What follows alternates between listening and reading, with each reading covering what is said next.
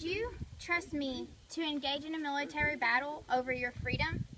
Would you trust me to go out and raid a group of Taliban having your back? All 5'1.5" of me? Whether you answer yes or no, I should at least get the opportunity to engage in military activities. I should not be judged or discriminated because I'm a girl.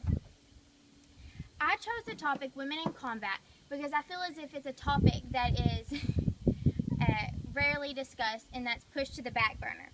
My best friend is a member of the U.S. Army, and she is working on becoming a sergeant, and she is working on becoming a part of the air assault team.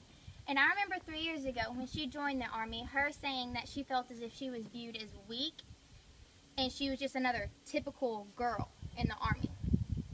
Even though women have come a long way, there's still a lot of tension between women and men in the military. A lot of times it was a struggle for women to even participate in military activities.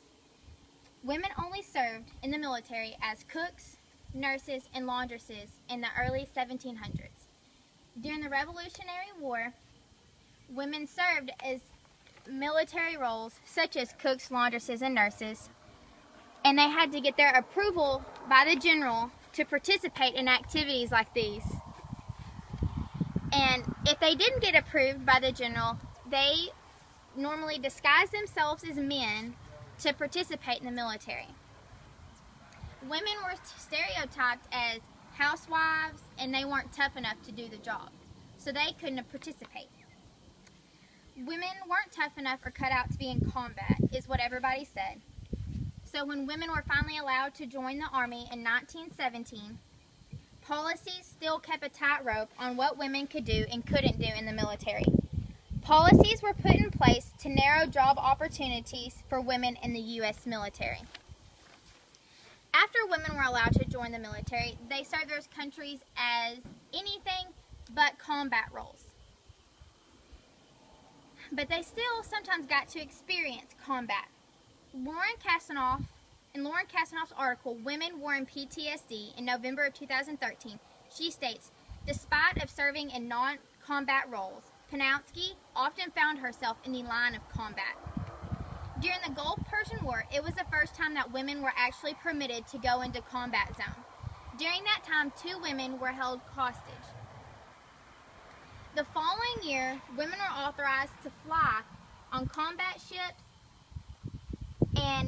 or to fly on combat planes and to serve on combat ships. And even though it may not seem like much, it was a huge step for women in the military. It opened up many new job opportunities and expanded the military as a whole. Women were not as versatile as men job-wise, but women were making a statement. In the last few years, major steps have come along for women in the military. As women have evolved in the military, combat roles, doubts have begun to appear, such as, can they even do it? Are they tough enough to do it? Clark Summer states in their article, Women, in July of 2013, surely all soldiers should have the widest possible opportunities to pursue the most demanding and critical jobs in the U.S. Army. It's not fair for women to constantly judge because they're girls and to constantly put down because they're not as muscular or fast or as tough as men. If a girl can meet the strict standards of participating in military activity, there should be no question whether or not she can participate.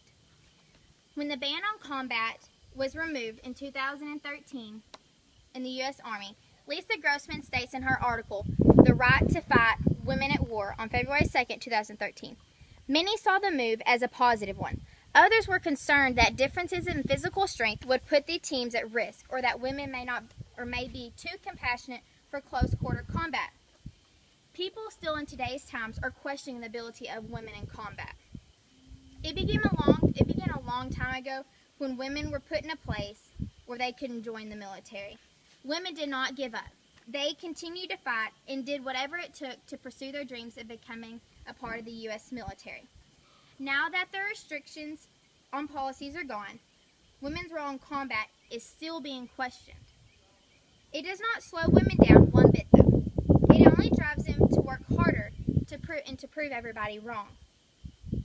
After everything women have done and been through over the years, people still question their abilities. And women should be able to wake up in the morning and lay down at night knowing that people believe in them and that they can do it.